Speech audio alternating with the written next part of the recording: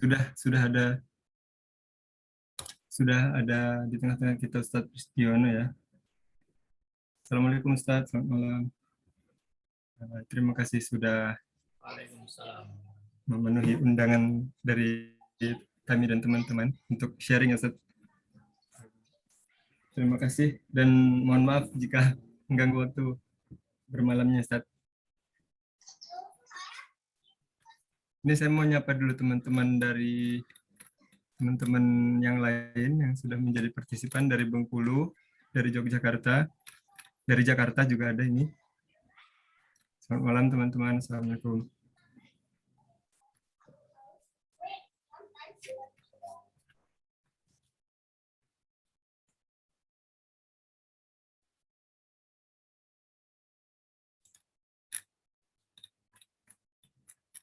Untuk teman-teman sebelumnya boleh menggunakan background ya yang sudah kami share di grup WhatsApp.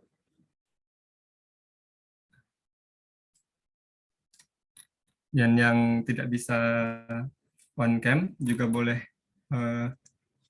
memberikan keterangannya ya kenapa tidak bisa lewat chat. Langsung private aja ke panitia.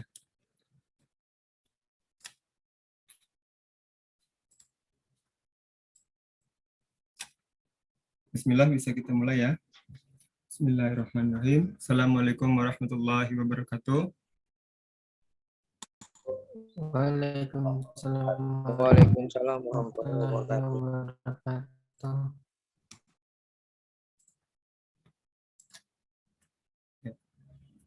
Alhamdulillah rabbil alamin. Ahmad bin shalli ala rasul karim. Asyhadu an la ilaha illallah wa asyhadu anna Muhammadar Rasulullah. Amsayna wa amsal mulku lillahi walhamdulillahi la syarika lah. La ilaha illa huwa wa ilaihin nusyur. Amsayna ala fitratil Islam wa kalimatil ikhlas wa ala dini nabiyina Muhammadin sallallahu alaihi wasallam. Ya ayyuhalladzina amanu idza qila lakum tafassahu fil majalis fafsahu yufsahillahu lakum wa idza qila anshuzu fanshuzu yarfa'illahu alladzina amanu minkum walladzina utul ilma darajat wallahu bima ta'maluna khabir.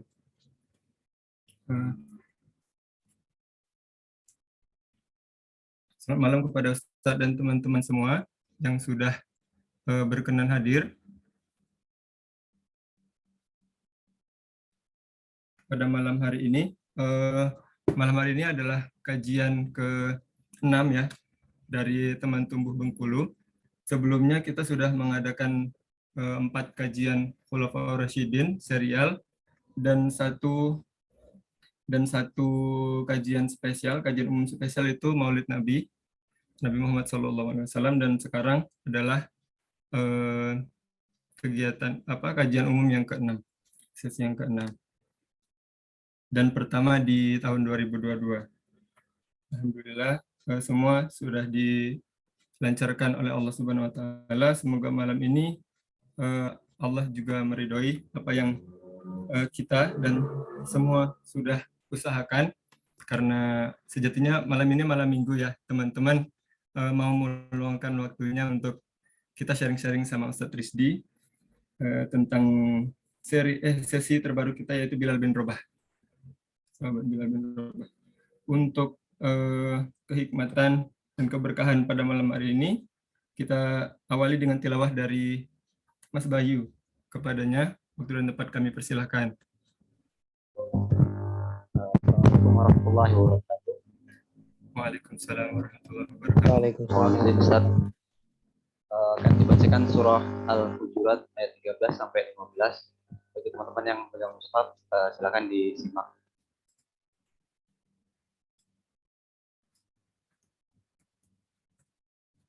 A'udzu billahi minasy syaithanir rajim.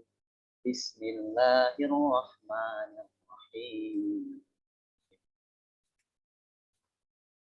Ya ayyuhan nasu inna khalaqnakum min dzakarin wa untha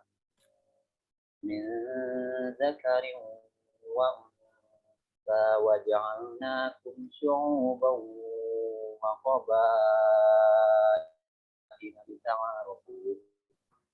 Inna akramakum indallahi atqakum.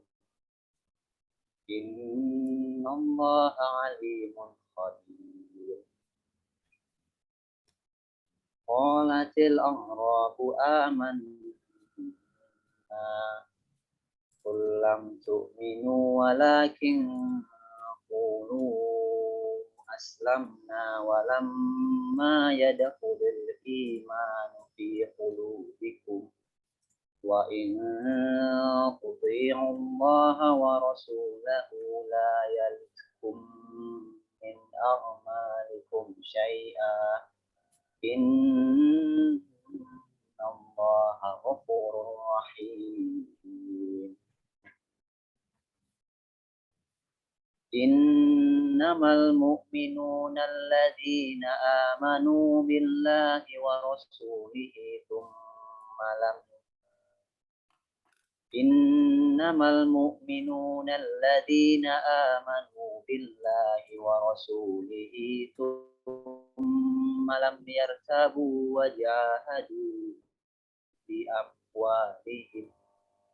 jahadu bi amwalihim wa anfusihim fi sabilillah ulaika humus shadiqun. Aku berlindung kepada Allah dari godaan syaitan yang tertutup dengan menyebut nama Allah yang Maha Pengasih lagi Maha Penyayang. Wahai manusia, sesungguh kami telah menciptakan kamu dari seorang laki-laki dan seorang perempuan. Kemudian kami jadikan kamu berbangsa-bangsa dan bersuku-suku agar kamu saling mengenal. Sungguh, yang paling mulia di antara kamu di sisi Allah ialah orang yang bertakwa. Orang yang paling bertakwa. Sungguh, Allah Maha Mengetahui, Maha Teliti. Orang-orang Arab Badui berkata, kami telah beriman. Katakanlah kepada mereka, kamu belum beriman.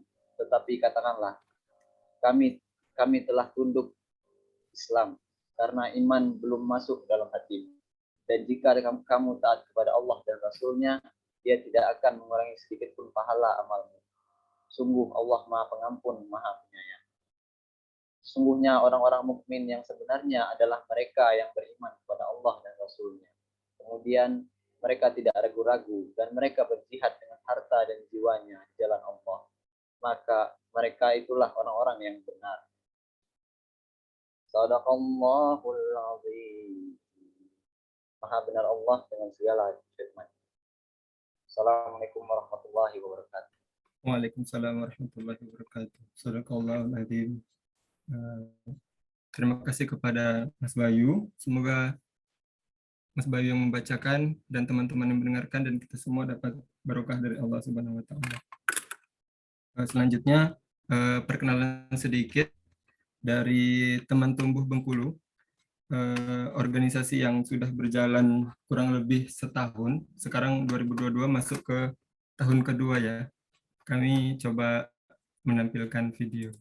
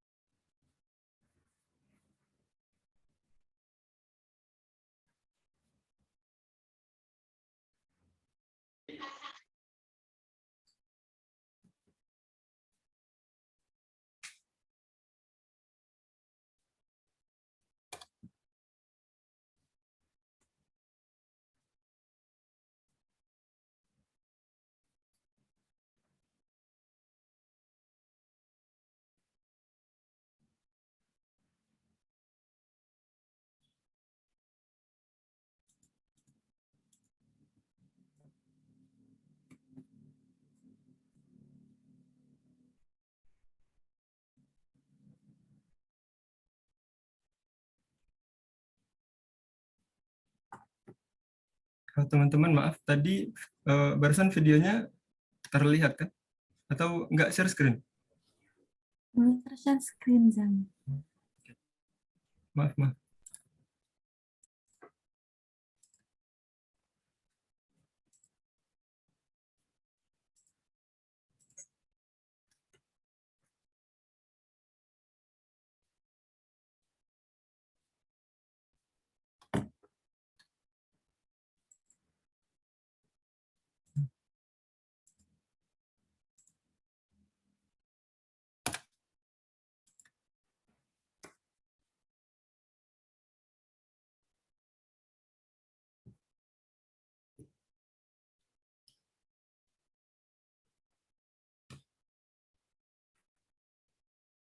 Recording in progress.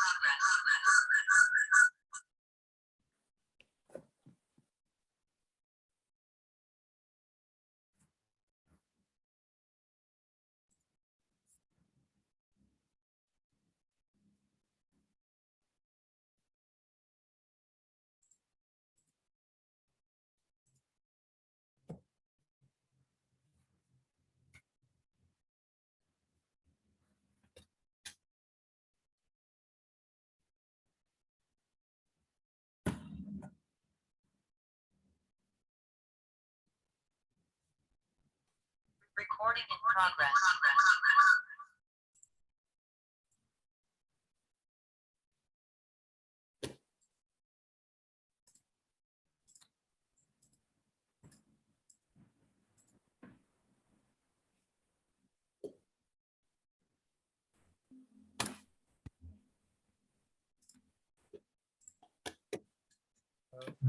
Maaf teman-teman, sepertinya ada kendala teknis.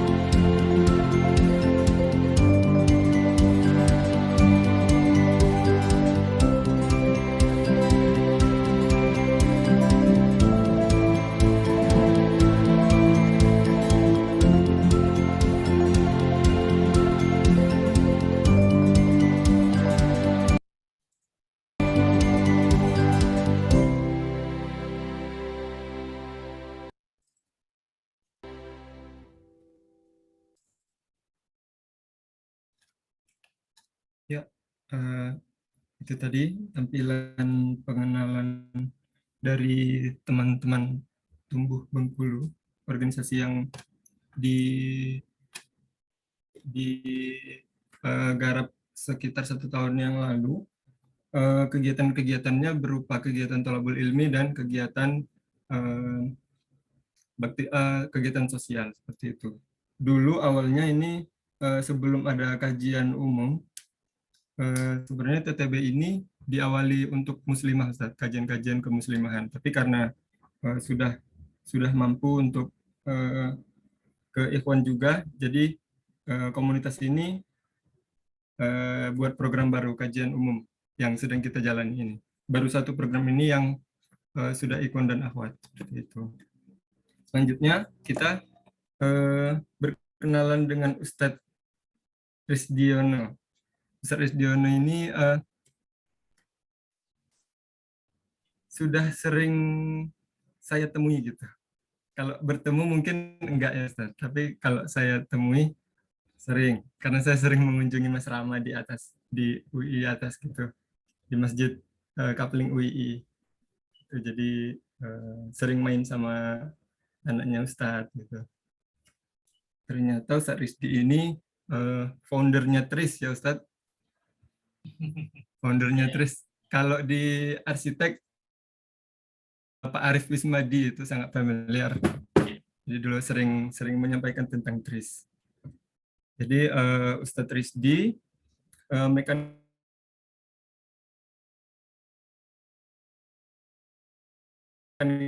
engineering di UGM tahun 1990. Lalu menyelesaikan doktor Industrial Manufacturing Engineering di Asian Institute of Technology Thailand pada tahun 2012. Sekarang beliau menjabat sebagai kepala dekan FTI ya Ustaz? Kan Mas, kepala Kaprodi itu. Oh Kaprodi FTI UI sampai sekarang ya Ustaz, hingga sekarang. Untuk pengalaman asosiasi Ustadz sendiri itu yang pertama Indonesian TRIS Asosiasi Praktisi TRIS Indonesia sebagai founder atau presiden. Mungkin nanti kelanjutan TRIS itu apa, teman-teman cari sendiri ya, itu sangat keren. Tapi kita nggak bisa selesaikan di sini kan.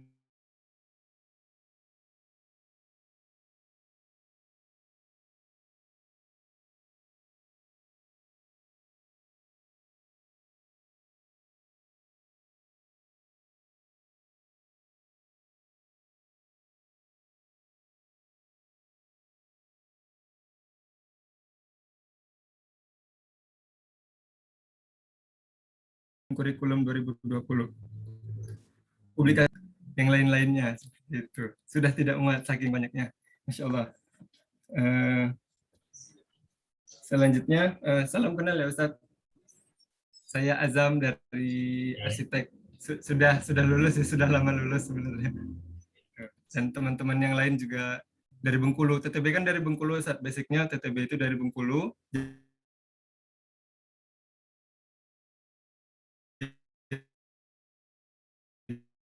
Jadi di sini tuh rata-rata teman-teman Bilal bin Rabah ya, sahabat Rasul yang paling dekat dengan Rasulullah, sudah hijrah ke Madinah untuk ikut bersama Rasulullah. Orang yang dijanjikan Rasulullah dijamin masuk surga. Lalu beliau merupakan muadzin Rasulullah dan akan menjadi pemimpin para muadzin di surga nanti, ahli berwudu, seperti yang sudah sering kita dengar. Lalu catatan penting tentang mulianya beliau tadi ada di surat An-Nahl ayat 106. Hal-hal lain yang mungkin kita jarang kupas ya tentang Bilal akan disampaikan oleh Ustadz Rizdi. Tentunya akan lebih banyak kita mendapatkan ilmu di sini. Langsung saja kepadanya, waktu dan tempat kami persilakan Ustadz. Tafadhol Ustadz. Ya, baik, bisa share screen ini, Mas. Bisa, Ustaz.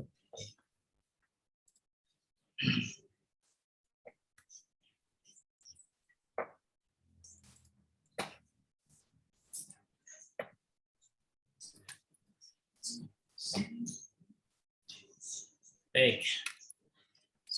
Assalamualaikum warahmatullahi wabarakatuh. Waalaikumsalam warahmatullahi wabarakatuh. Alhamdulillah, salatu wassalamu ala rasulillah, la haula wa la quwata illa billah wa ba'd. Alhamdulillah, teman-teman sekalian, pada malam hari ini Allah masih memberikan kesempatan kepada kita untuk bertemu ya, dalam rangka silaturahmi, meskipun dalam kondisi daring, dan semoga Allah mencatatnya sebagai amal kebaikan. Amin. Salawat dan salam semoga terlimpahkan kepada junjungan kita Nabi Muhammad Sallallahu Alaihi Wasallam, keluarga, sahabat, dan pengikutnya hingga yaumil kiamat.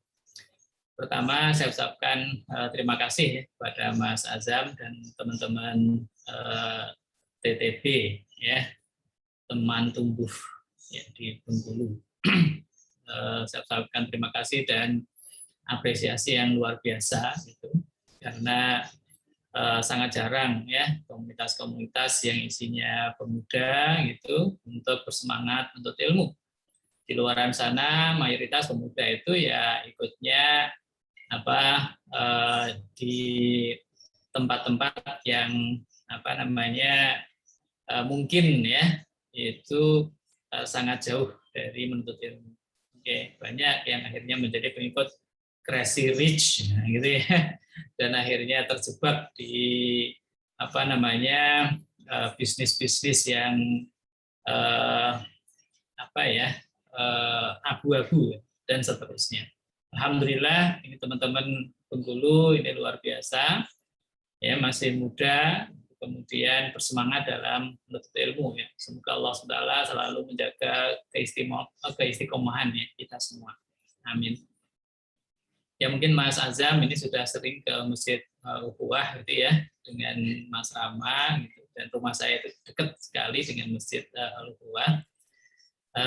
Tapi mungkin waktu itu jarang kita ngobrol ya.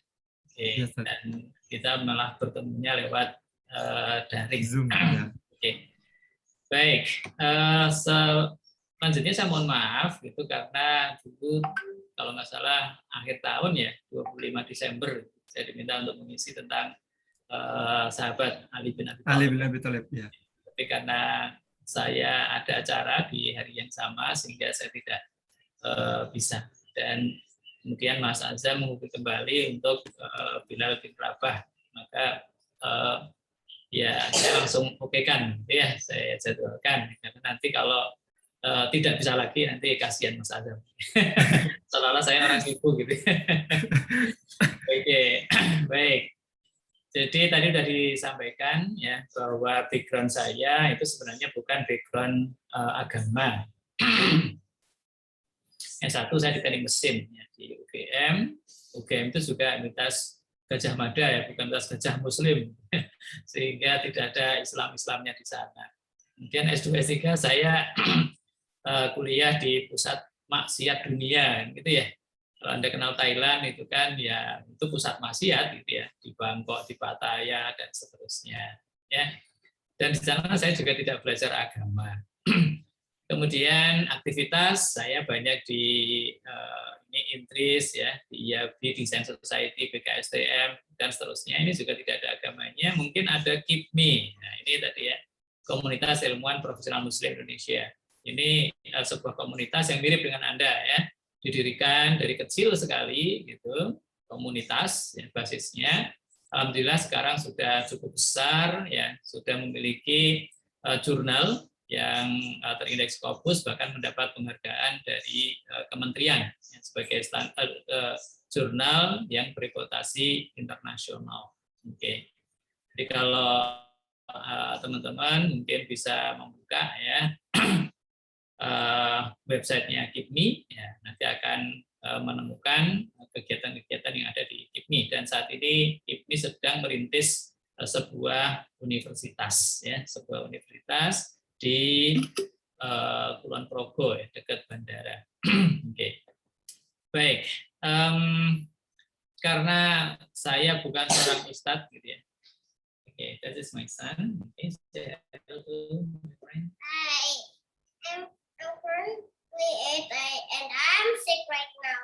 Oke, ya, ikut. Ya, mohon maaf ya, anak saya ya karena di rumah ya. Baik. Jadi karena saya bukan seorang ustadz, maka saya akan selalu membuat disclaimer, gitu ya, buat disclaimer. Jadi yang menyampaikan itu tidak lebih paham dari yang menerimanya. Ini tagarnya itu bukan ustadz, oke. Karena memang saya bukan seorang ustadz. Oke. Hanya saja saya teringat hadis Nabi Shallallahu Alaihi Wasallam, ya, di mana beliau itu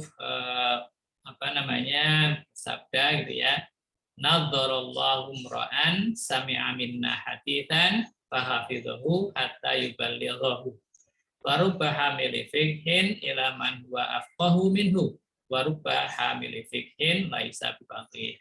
Semoga Allah mencerahkan wajah seorang yang mendengar hadis dariku, ya, kemudian dia menghafalkannya sampai dia menyampaikan kepada orang lain. Oke. Berapa banyak orang yang menghafal hadis tersebut, ya, itu menyampaikan kepada orang yang lebih faqih, ya.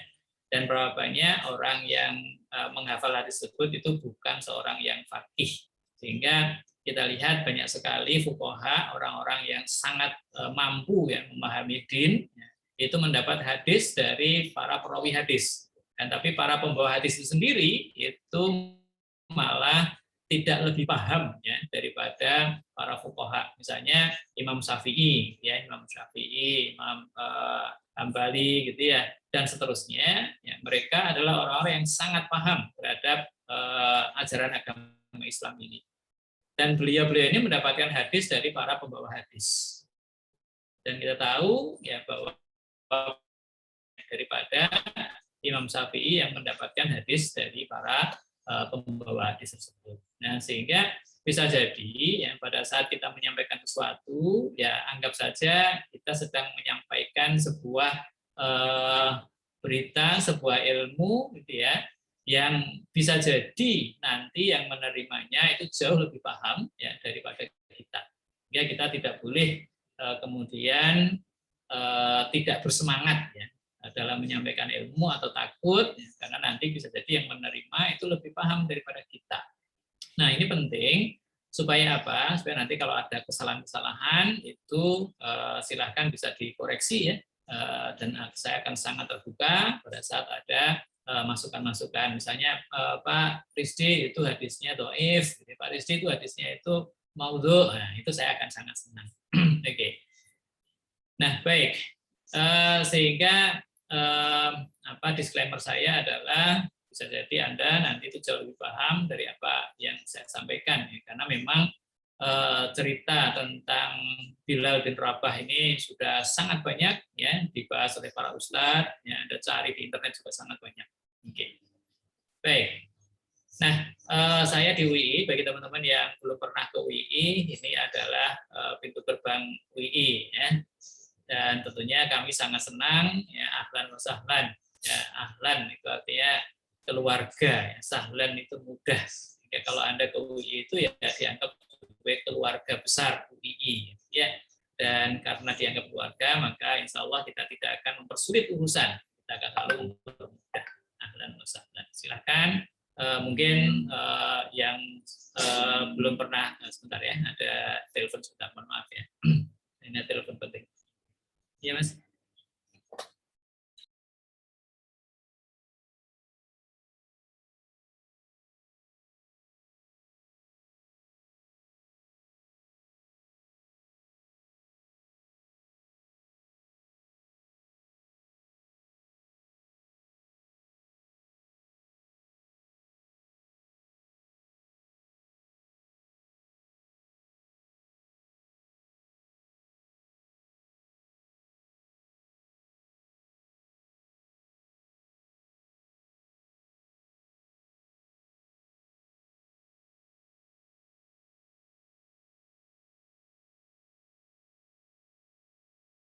teman-teman yang belum pernah ke UII, ya silahkan ya.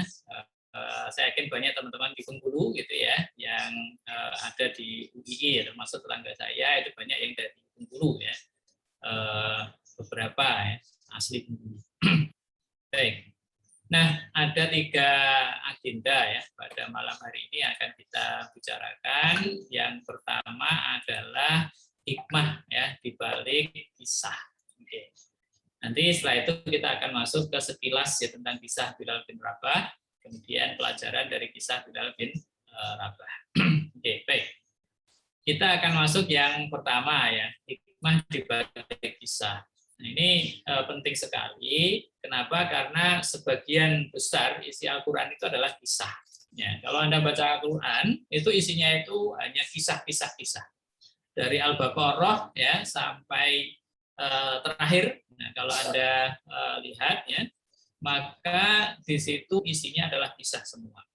Ya, sehingga pada saat misalnya kita baca Al-Baqarah, gitu ya, maka pertama itu menceritakan ya tentang pembagian manusia, gitu ya. Manusia itu dibagi tentang orang yang beriman, gitu ya, ciri-ciri orang beriman, gitu ya, dan seterusnya.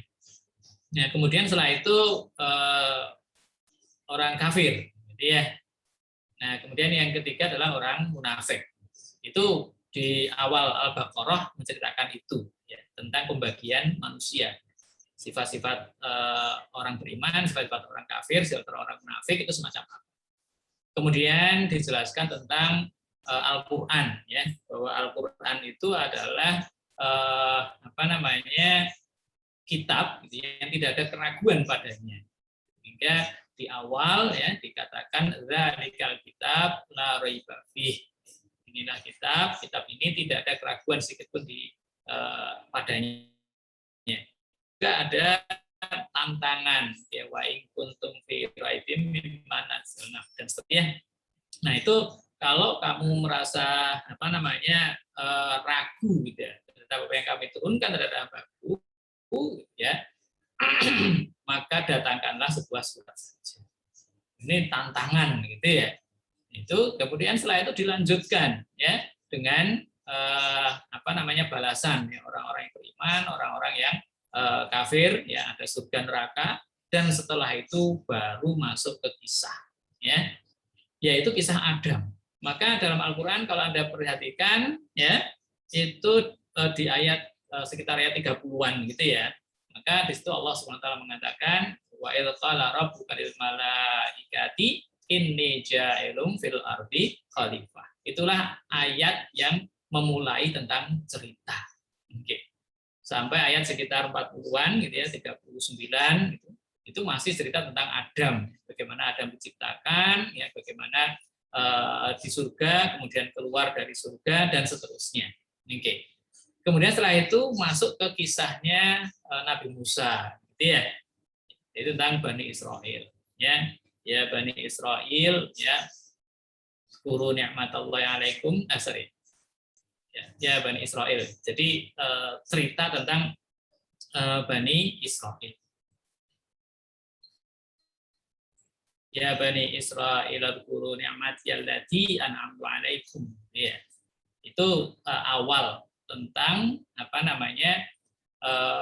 kisah Bani Israel atau Nabi Musa. Oke. Kemudian setelah itu ada kisah-kisah Nabi Isa dan Nabi Sulaiman, gitu ya. Wattaba'u ma tatlu syayatin dan seterusnya ya, Nabi Sulaiman dan seterusnya. Nah, itu kemudian cerita tentang Nabi Ibrahim, kemudian cerita tentang Nabi Ismail, kemudian cerita tentang nabi yang lainnya, Daud dan seterusnya, gitu ya. Tentang bagaimana pembangunan Mekah, ya, Ka'bah ya, dan seterusnya. Maka itu isinya itu cerita semua.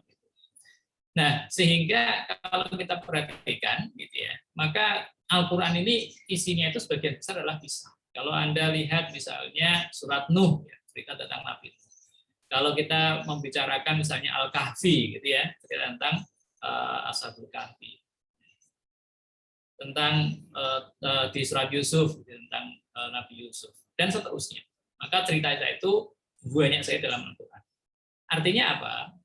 Artinya adalah bahwa di sini ya, mempelajari kisah itu sangat penting. Karena memang Al-Qur'an aja isinya itu adalah kisah. Nah, kenapa sih kita harus mempelajari kisah? Karena Allah SWT itu sudah memberikan firman-Nya, laqad fi qasasihim ibratul liulil albab. Sesungguhnya pada kisah-kisah mereka itu terhadap pengajaran bagi orang-orang yang mempunyai akal. Jika kisah-kisah tentang Adam, gitu ya, kisah tentang Nabi Musa, kisah tentang Ashabul Kahfi, ya, kisah tentang Nabi Nuh, tentang Nabi Yusuf dan kaum-kaum yang lainnya, itu adalah sebagai ibrah, ya, sebagai pengajaran untuk siapa? Untuk ulil albab, ya, orang-orang yang memiliki akal. Nah, di situ juga Allah katakan maka haditsan yuftara walakin tasdiqal ladzi baina yadayhi wa tafsila kulli syai' wa hudaw wa rahmatan liqaumin yu'minun. Sungguhnya ya Al-Qur'an itu bukanlah cerita yang dibuat-buat, akan tapi membenarkan kitab-kitab yang sebelumnya dan menjelaskan segala sesuatu, ya. Wa tafsila kulli syai'. Wa hudaw wa rahmatan liqaumin yu'minun, dan sebagai petunjuk dan rahmat bagi kaum yang beriman. Sehingga di sini pada saat Al-Qur'an itu yang banyak cerita-ceritanya itu, dan itu bukan cerita yang dibuat-buat. Sehingga di sini menjadi penting bagi kita untuk selalu membaca kisah, membaca kisah. Karena dalam kisah itu banyak sekali pembelajaran untuk kita. Oke. Nah, kisah di sana tentunya kita bisa lihat dalam Al-Qur'an itu banyak sekali gitu ya tentang kisah, di mana nanti akan dijelaskan lebih lanjut itu dalam hadis-hadis sahih gitu ya tentang cerita-cerita tersebut, sehingga nanti akan banyak hadis-hadis yang mendukung ya tentang kisah-kisah dalam Al-Qur'an. Ada juga kisah-kisah yang memang hanya ada dalam hadis, ya, tidak ada dalam Al-Qur'an. Oke. Kemudian juga kita bisa melihat kisah itu dalam athar salaf. Athar itu berarti jejak, ya. Salaf itu orang-orang terdahulu, yaitu para sahabat, ya, para tabi'in, para tabi'un tabi'in. Karena mereka lah generasi terbaik, ya. Jadi generasi terbaik adalah generasi para sahabat, ya. Kemudian sesudahnya dan sesudahnya. Maka ada sahabat, ya. Itu adalah orang-orang yang pernah berjumpa dengan Rasulullah SAW. Kemudian ada tabi'in, yaitu orang-orang yang pernah berjumpa dengan para sahabat. Dan ada tabi'un tabi'in, orang-orang yang pernah berjumpa dengan para tabi'in. Nah, mereka ini orang-orang yang generasi kitab ulama yang terpercaya. Karena beberapa kisah itu mungkin menceritakan orang-orang mutaakhirin, gitu ya, menceritakan tentang ulama, menceritakan tentang bagaimana misalnya Imam Syafi'i dalam menuntut ilmu misalnya. Maka kalau itu tidak ada ya ceritanya dalam Al-Qur'an. Imam Syafi'i menuntut ilmu itu nggak ada. Ya bagaimana mengumpulkan hadis itu tidak ada ya, dalam Al-Qur'an, dalam hadis juga nggak ada. Sehingga di situ kita akan mendapati di kitab-kitab para ulama ya, tentang kisah-kisah. Dan kisah-kisah itu menjadi sangat menarik gitu ya pada saat kita membacanya. Kalau kita pengen semangat untuk ilmu, mungkin kita bisa membaca kisah-kisah para penuntut ilmu, ya, para ulama. Mereka menuntut ilmu itu semacam apa, ya, pengorbanannya itu semacam apa. Baik.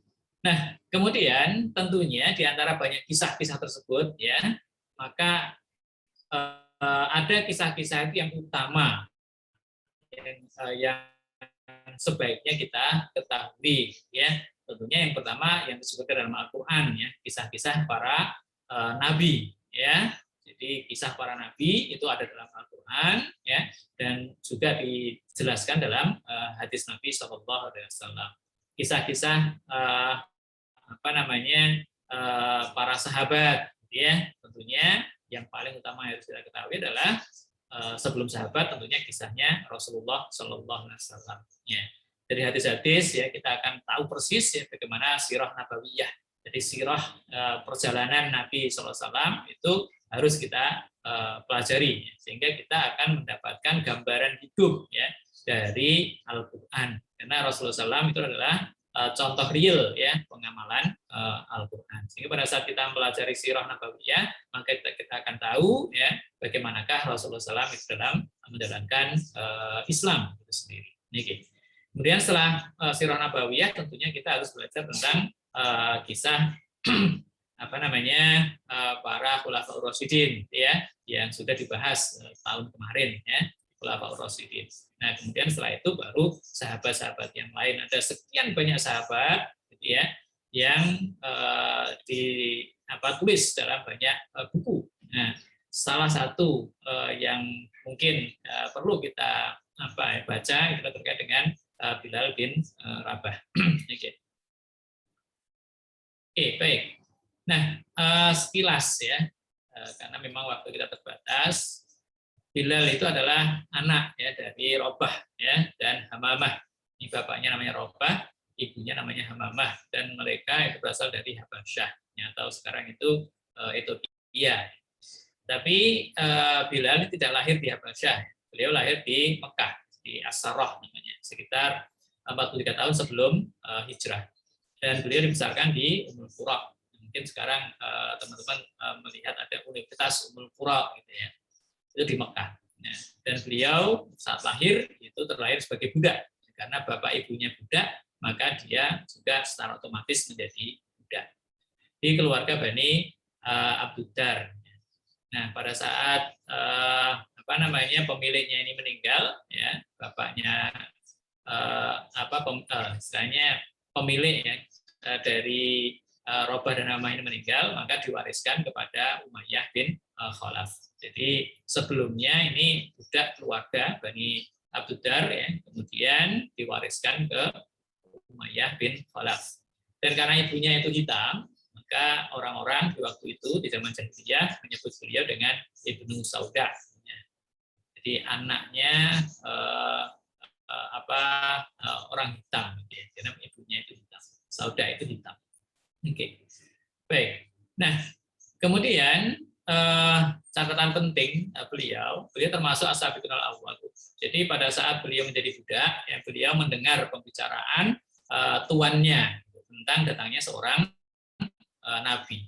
Nah, dan beliau sangat tertarik dengan pembicaraan itu, gitu, karena orang-orang kafir Quraisy itu sampai bingung, gitu ya, untuk menyebut Muhammad itu sebagai apa. Kalau sebagai orang gila juga bukan, sebagai dukun juga bukan, ya, dan seterusnya. Sehingga Bilal ini kemudian tertarik untuk menemui Rasulullah SAW. Ya, kemudian setelah itu beliau menyatakan keislamannya. Sehingga beliau termasuk as-sabiqun al-awwalun, ya, kelompok pertama yang masuk Islam, ya, setelah Ummul Mukminin Khadijah, ya, binti Khuwailid, kemudian Abu Bakar As-Siddiq, ya, Ali bin Abi Thalib, Ammar bin Yasir, yang bersama ibunya Sumayyah. Nah, Sumayyah adalah seorang syahidah pertama, gitu ya, yang dibunuh oleh Abu Jahal.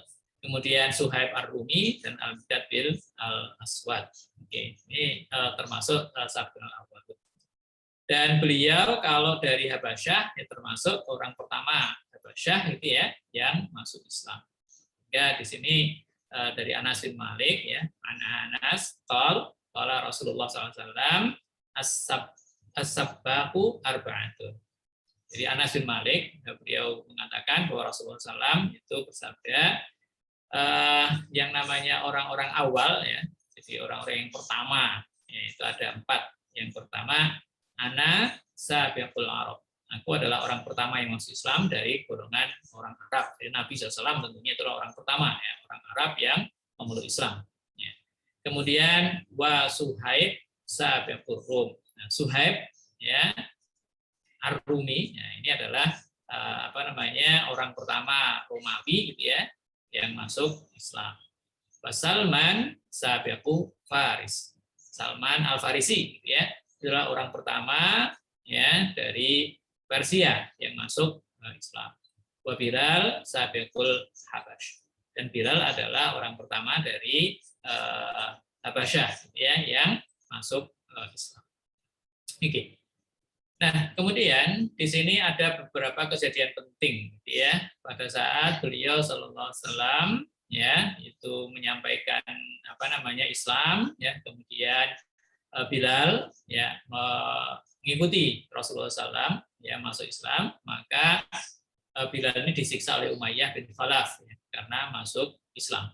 Tentunya semua orang tahu ya bagaimana cara penyiksaan, ya ditindih batu besar, ya dijemur di padang pasir yang panas dengan telanjang dan seterusnya. Kemudian dicambuk, diikat, diarak oleh kota, ya supaya menakut-nakuti orang-orang terutama para budak ya. Ini yang akan terjadi seandainya mereka mengikuti Muhammad SAW. Oke. Nah, sehingga di sini sangat berat ya yang dialami oleh Bilal. Oke. Nah, kemudian juga dipaksa kembali ke keyakinan jahiliyah, ya, tapi beliau tetap teguh dengan keyakinannya. Nah, ini luar biasa dengan siksaan yang sangat berat, gitu ya. Sulit membayangkan, gitu ya. Pada saat siang hari ya di suasana yang sangat panas gitu, kemudian ditindih batu besar ya, dijemur di padang pasir, tampil dicambuk ya, diikat, diarak keliling. Ini luar biasa sekali penderitaan yang dialami oleh Bilal. Oke. Nah, dan dikatakan di sini pada saat dikatakan oleh Umayyah ya, engkau akan terus seperti ini hingga mati, atau engkau tinggalkan Muhammad dan kembali menyembah Lata dan Uzza. Jadi orang-orang kafir Quraisy waktu itu ya itu menolak Nabi Muhammad SAW ya, dan mereka masih menyembah ya, kesembahan-sembahan mereka ya. Di antaranya adalah Lata dan Uzza. Oke. Nah, tetapi kita semua tahu gitu ya apa yang dijawab ya oleh Bilal. Dia selalu mengatakan ahad, ahad, ahad. Dia tetap bertauhid ya, bahwasanya Tuhan itu hanya satu, yaitu Allah ya, bukan Tuhan yang banyak ya. Nah, sehingga di sini maka Umayyah ini sangat marah gitu ya, dan juga malu. Nah, kenapa malu? Ya karena dia dianggap sebagai orang yang tidak mampu mengendalikan budaknya ya. Sehingga ada budaknya yang tidak bisa diatur, dia tidak bisa mengatur budaknya. Dia kalah sama budaknya. Ini Umayyah, nah ini sangat marah. Sehingga dia mengatakan ikuti saja apa yang kami ucapkan. Tapi Bilal mengatakan lidahku tidak bisa mengucapkannya. Ini luar biasa. Padahal waktu itu banyak juga para budak gitu ya yang dipaksa ya untuk mengucapkan ucapan-ucapan kekafiran. Dan karena saking tidak tahannya, beberapa mereka mengatakan ucapan kekafiran walaupun hatinya itu masih beriman. Sehingga di sini diabadikan dalam sebuah surat yang tadi disampaikan ya. Oke. Di sini Allah SWT ya mengabadikan di surat An-Nahl ayat 106 ya. Man kafara billahi min ba'di imanihi illa man ukriha wa qalbuhu mutmainnun bil iman walakin man syaraha bil kufri sadran fa alaihim ghadabun min Allah wa lahum adzabun adzim. Dan barang siapa yang kafir pada Allah ya setelah iman ya maka dia akan mendapatkan murka dari Allah, kecuali ya orang-orang yang dipaksa ya mengucapkan ucapan kafiran. Wa qalbuhu mutmainnun bil iman. Sedangkan hatinya itu masih tenang ya dengan keimanan. Maka dia ini tidak mendapatkan ghadab ya, kemarahan dari Allah. Dimaafkan oleh Allah. Ya, kenapa? Karena dipaksa. Nah, tapi Bilal tetap ya dia tidak mau mengucapkan ucapan-ucapan kekafiran ya. Sehingga di sini ya sangat jelas ya meskipun mendapatkan udzur itu Bilal tetap tidak mau mengucapkan ucapan-ucapan kafir. Walakin man syaraha ya bil kufri sadran fa alaihim ghadabun. Tetapi barang siapa yang lapang dadanya itu dengan kekufuran tersebut gitu ya. Jadi dia itu kufur itu dengan sukarela gitu ya, dengan lapang dada gitu. Maka dia akan mendapatkan kemurkaan dari Allah. Dan dia akan mendapatkan azab yang sangat besar. Nah, ini luar biasa. Jadi seandainya mereka para budak-budak itu yang disiksa oleh para tuanya itu mengucapkan ucapan kafiran ya karena dipaksa ya, maka sebenarnya telah diampuni oleh Allah Subhanahu wa taala. Baik. Nah, kemudian Abu Bakar As-Siddiq ya, itu mengetahui tentang penyiksaan Bilal, maka beliau kemudian menemui Umayyah ya.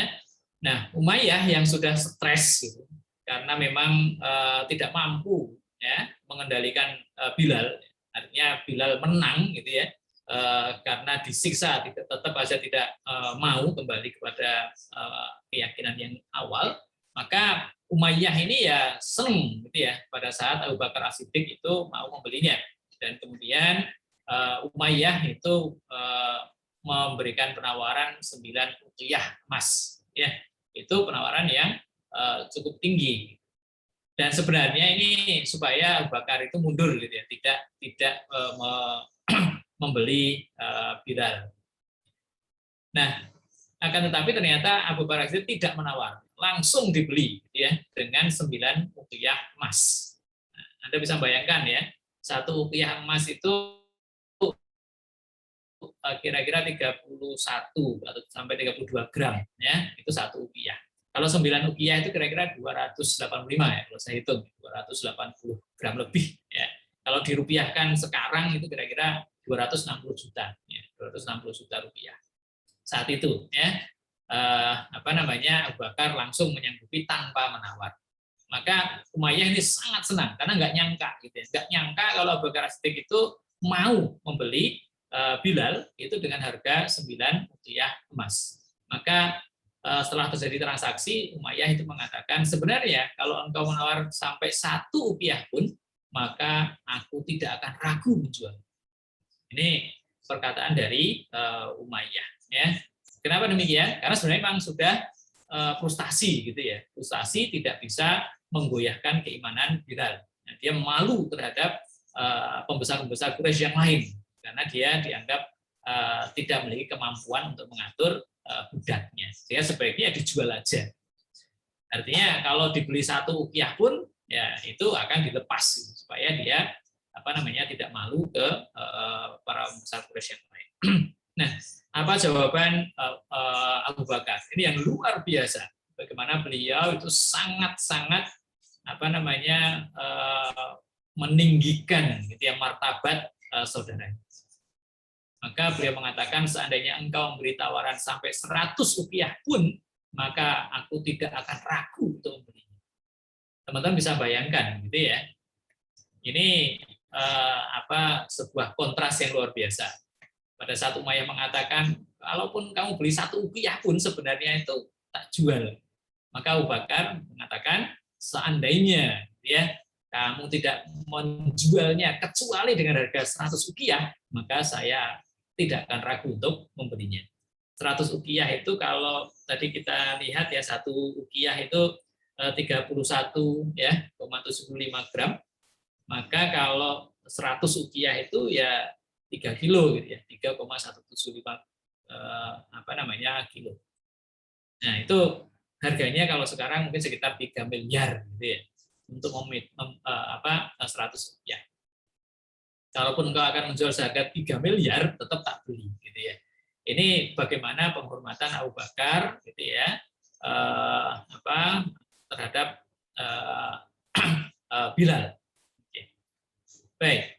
Nah, kejadian penting yang lain adalah beliau setelah dibebaskan ya, dimerdekakan oleh Bilal, maka beliau selalu mengikuti Rasulullah SAW ya, baik dalam peperangan maupun di luar peperangan, sehingga selalu beliau itu seolah-olah menjadi bayangannya Rasulullah SAW. Di mana ada Rasulullah, di situ ada Bilal.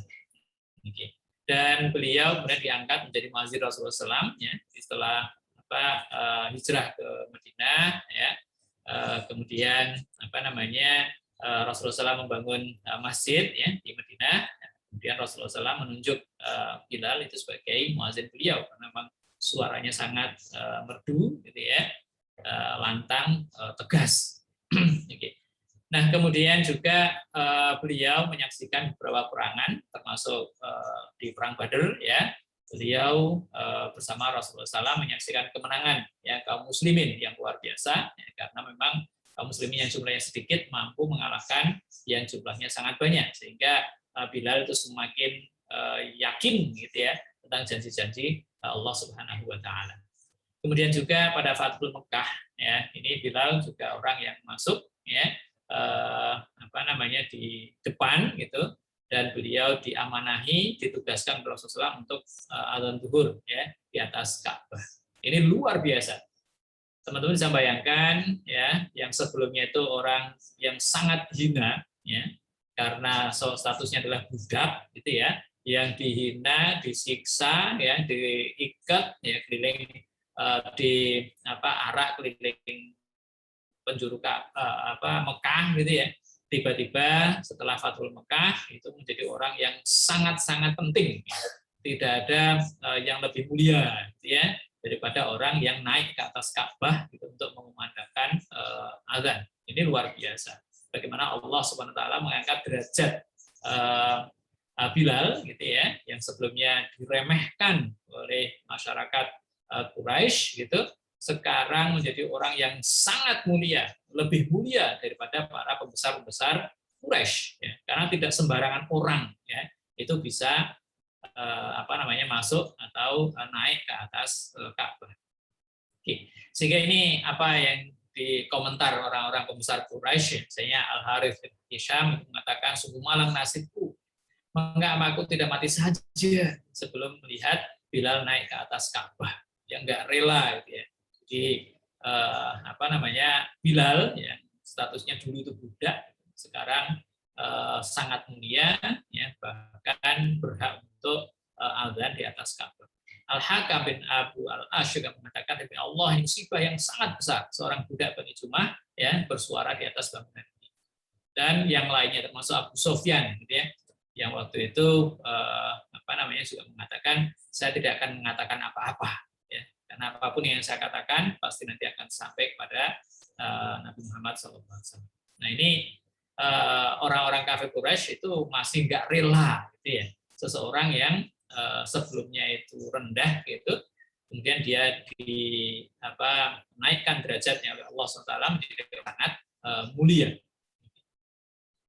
Nah, kejadian penting yang lain adalah ya pada saat Rasulullah SAW wafat, beliau itu sangat sedih gitu ya, sangat sedih, sehingga beliau tidak sanggup menyelesaikan azan beliau. Oke, pada saat sampai pada asyhadu anna Muhammadar Rasulullah, ya, beliau langsung menangis ya, dan tidak mampu menyelesaikan azan beliau, sehingga beliau itu hanya mampu azan sampai 3 hari, ya, setelah itu tidak bisa lagi, karena tidak sanggup gitu ya untuk menyelesaikan azan saking cintanya pada Rasulullah Sallallahu Alaihi Wasallam. Kemudian beliau minta izin ya kepada Abu Bakar untuk tidak lagi azan dan pindah ke Syam atau Damaskus. Ya.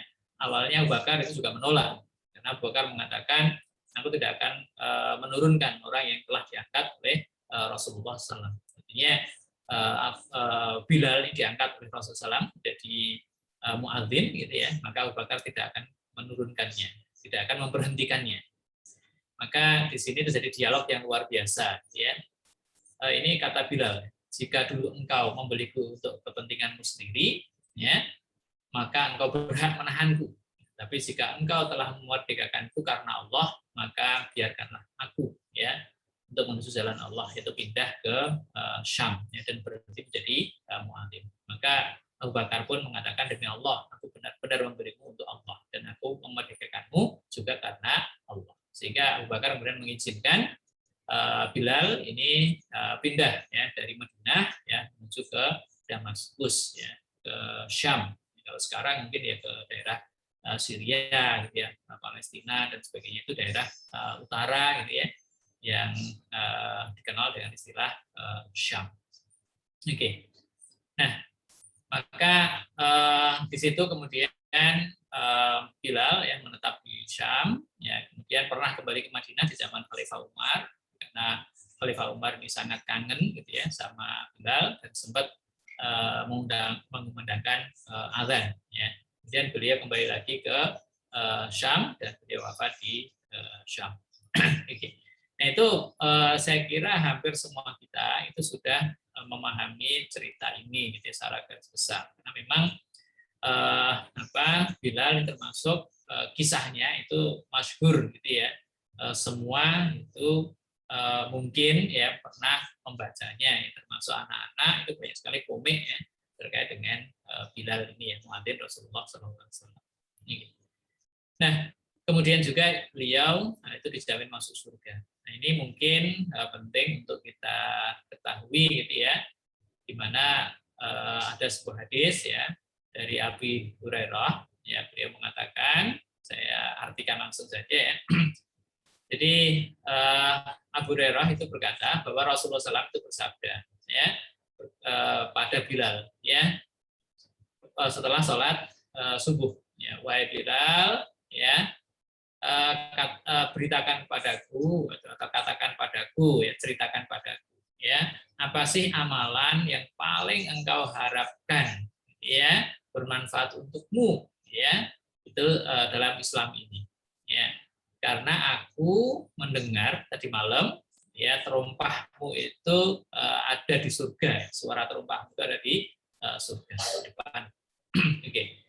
Maka Bilal berkata ya, saya tidak tahu amalan dalam Islam yang lebih aku harapkan ya manfaatnya ya selain ya saya itu kalau berwudu ya, selalu menjaga kesucian gitu ya, berwudu secara sempurna ya, kemudian setelah itu sholat sunnah sesudahnya. Oke. Nah, ini sebagai dalil ya bahwasanya Bilal ya, ini adalah termasuk ya, sahabat Nabi SAW yang dijamin masuk surga. Karena yang dijamin masuk surga itu banyak ya, di antaranya adalah Khulafaur Rasyidin ya dan yang lain. Nah, apa yang bisa kita ambil ya manfaat dari cerita ini itu? Tentunya yang pertama adalah ini, tauhid adalah hal yang paling utama dalam Islam. Ya, sehingga orang-orang ya, para sahabat ya itu berkorban apapun yang mereka bisa itu karena tauhid. Ya. Karena mereka ya tidak mau lagi ya menyekutukan Allah ya dengan sesembahan-sesembahan yang lainnya. Ya. Ada Lata, ada Uzza, ada Manat dan seterusnya yang jumlahnya banyak sekali itu di sekeliling Ka'bah, hanya menyembah Allah Subhanahu wa taala. Gara-gara itu mereka diperangi, gara-gara itu mereka diusir ya. Gara-gara itu mereka kehilangan saudara, harta benda, dan gara-gara itulah mereka akhirnya juga berperang. Jadi tauhid adalah hal yang paling penting dalam Islam, sehingga kita harus selalu belajar tauhid gitu ya. Bagaimana kita itu mengisahkan Allah Subhanahu wa taala. Karena tauhid adalah pelajaran yang paling penting. Tentunya lawannya adalah syirik gitu ya. Sehingga bagaimana kita bisa menjaga tauhid kita, bagaimana kita bisa terhindar dari syirik tentunya dengan menuntut ilmu. Sehingga materi tentang tauhid ini nggak akan pernah habis ya dibahas ya, tentang ilmunya maupun tentang implementasinya dalam kehidupan sehari-hari. Ini pelajaran penting ya dari Bilal bin Rabah, bahwa beliau adalah sahabat yang sangat memegang tauhid gitu, sehingga rela untuk disiksa gitu ya, rela untuk dipanas-panaskan di siang hari ya, dicambuk ya, kemudian dikasih batu dan sebagainya, rela karena tauhid ahad. Sehingga kita ya harus belajar tauhid supaya jangan sampai secara tidak sengaja mungkin ya kita misalnya tergelincir gitu ya. Sehingga pembelajaran tauhid ini nanti akan sangat luas gitu ya. Jangan sampai nanti kita hanya ribut gitu ya tentang boleh nggak sih gitu ya mengucapkan selamat Natal dan sebagainya. Insya Allah itu akan selesai pada saat tauhid kita itu sudah betul gitu ya, sehingga kita tidak akan terjebak di hal-hal yang mungkin secara tidak sengaja itulah menjauhkan kita dari tauhid. Baik. Kemudian yang kedua itu adalah kemuliaan seorang itu tidak diukur dari keturunan. Kenapa? Karena Bilal itu dari keturunan budak, gitu ya. Dan budak pun kalau seandainya dia itu menjadi pemimpin, maka kita pun harus keturunan Buddha ya, kalau menjadi pemimpin kita pun harus taat. Artinya kemuliaan itu tidak diukur dari keturunan, dari ras, suku, itu enggak. Tidak dari harta dan kekuasaan, tapi dari ketakwaannya. Ya tadi juga dibaca oleh Mas Bay tadi ya, inna akramakum indallahi atqakum. Ya, di sini menjadi penting bagi kita, tidak boleh ya kita itu merendahkan seseorang gitu ya karena dunia ya. Kita tidak boleh memandang remeh ya teman kita, saudara kita, itu enggak boleh. Mereka itu adalah orang-orang yang bisa jadi jauh lebih hebat daripada kita, jauh lebih bertakwa dari kita, sehingga mestinya kita harus selalu menghormati ya, menjunjung tinggi martabat saudara kita. Oke. Dan ini tadi ya, wajibnya menjaga kehormatan saudara kita. Kita bisa lihat bagaimana kisah Abu Bakar gitu ya, pada saat memerdekakan Bilal ya.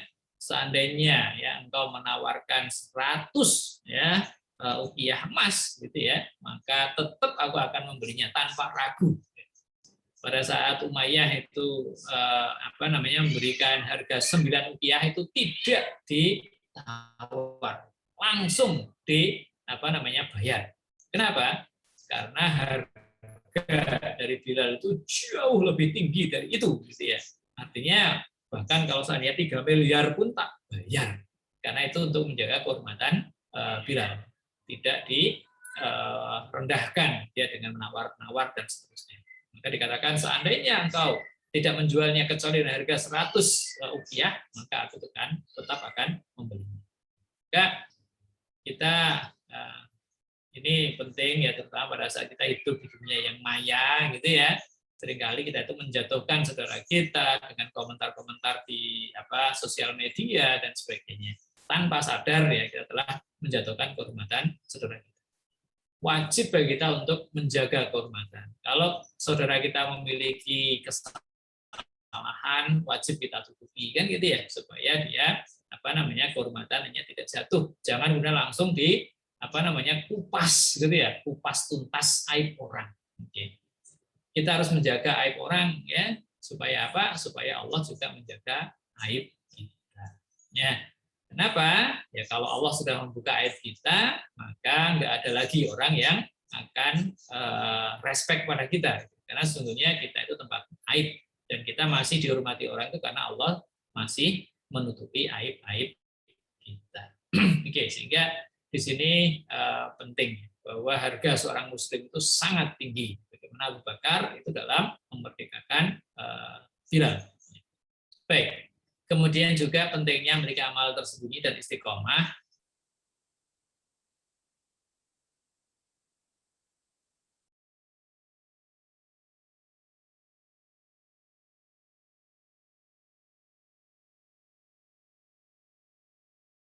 Ternyata menjadi amalan andalan, tapi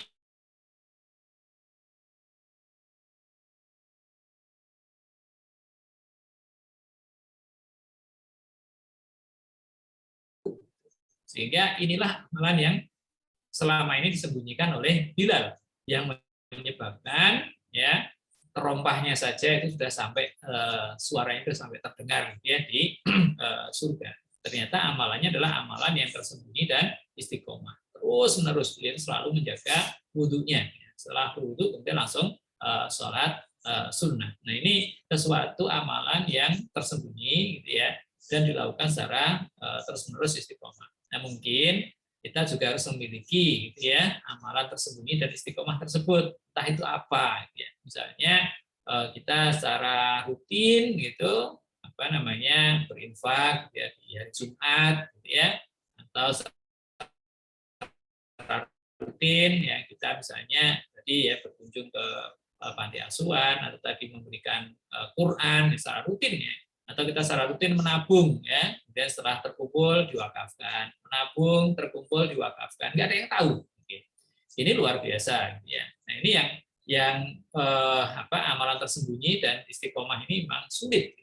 Karena memang sifat manusia itu kan riya gitu ya, pengen menunjukkan ke orang. Sifat manusia itu ya pengennya dipuja gitu ya, pengennya sanjung gitu. Sehingga kalau melakukan amal tersembunyi ini sangat sulit ya. Sehingga kalaupun salat malam pun ya jangan kemudian update status gitu ya, alhamdulillah ya bisa salat malam. Sebenarnya itu untuk show off ya.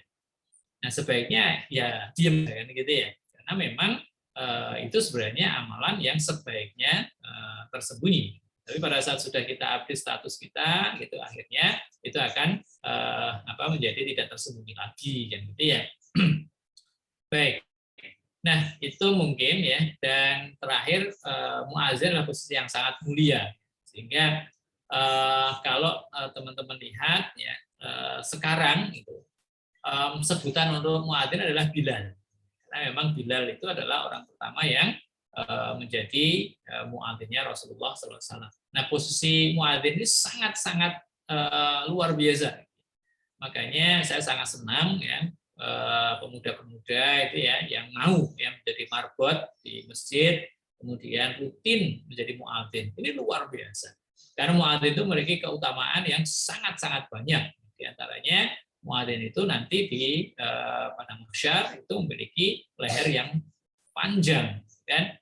Nah, maka di sana nanti tafsirnya banyak ya, di antaranya nanti adalah dia nanti tidak terendam oleh keringatnya gitu ya, karena memang panjang lehernya. Ada yaumul qiyamah adalah melihat wajah Allah SWT, sehingga pada saat lehernya panjang maka dia bisa melihat wajah Allah SWT dan seterusnya, dan tafsirnya banyak sekali para ulama. Yang intinya adalah muadzin itu orang yang mengajar ya, orang yang memanggil ya kaum muslimin untuk datang ke masjid. Maka di sini tentunya luar biasa ya.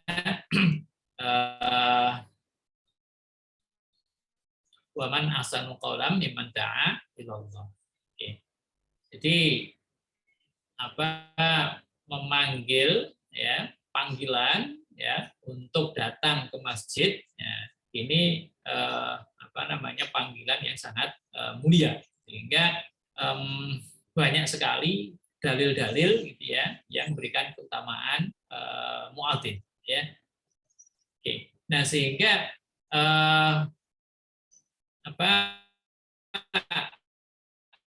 teman-teman gitu ya, meskipun gitu secara finansial itu mungkin mampu gitu ya, kemudian ternyata dia memilih untuk tinggal di masjid, maka saya sangat mengapresiasi gitu ya, sangat mengapresiasi.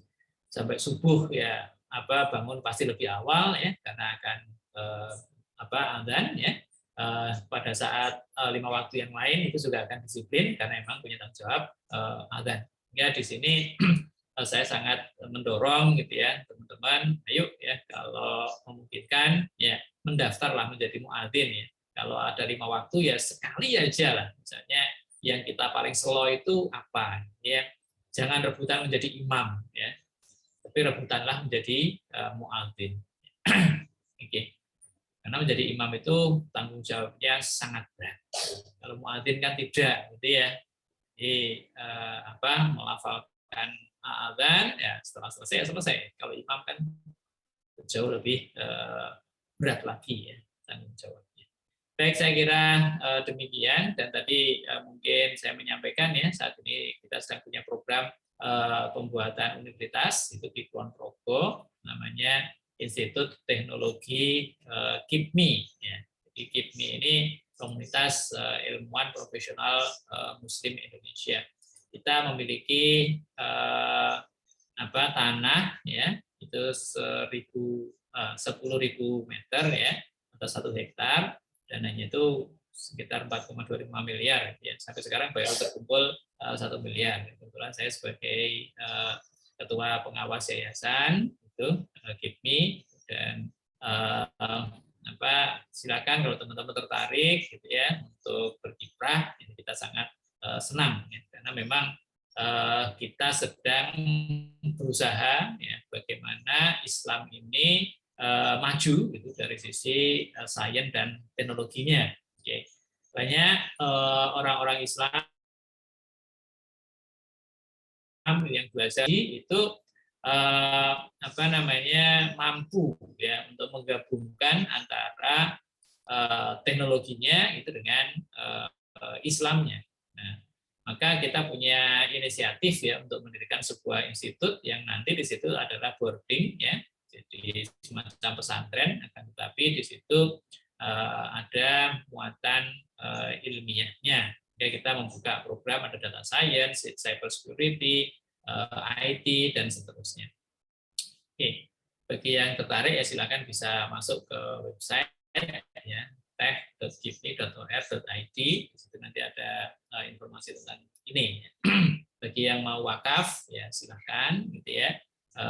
Karena memang ini harus kita mulai secara bersama-sama ya, berangkat dari komunitas. Jadi saya yakin nanti teman tumbuh Bengkulu itu juga akan memiliki hal-hal yang lebih besar gitu ya. Sebagaimana KIPMI ini awalnya juga dari komunitas hanya 10-an orang, kemudian berkembang gitu. Sekarang sudah di 200-an anggota lebih ya, baik itu profesional ya maupun dari akademisi ya, yang bahu-membahu untuk melakukan kegiatan-kegiatan yang bermanfaat.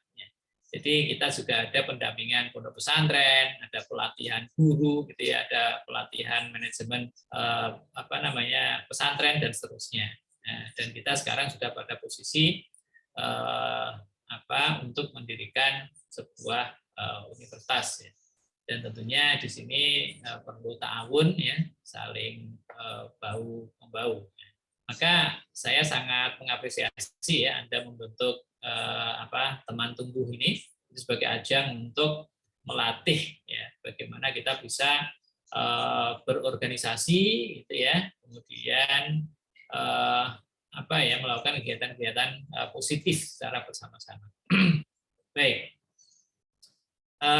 mungkin itu mohon maaf ini agak terlalu panjang ya waktunya.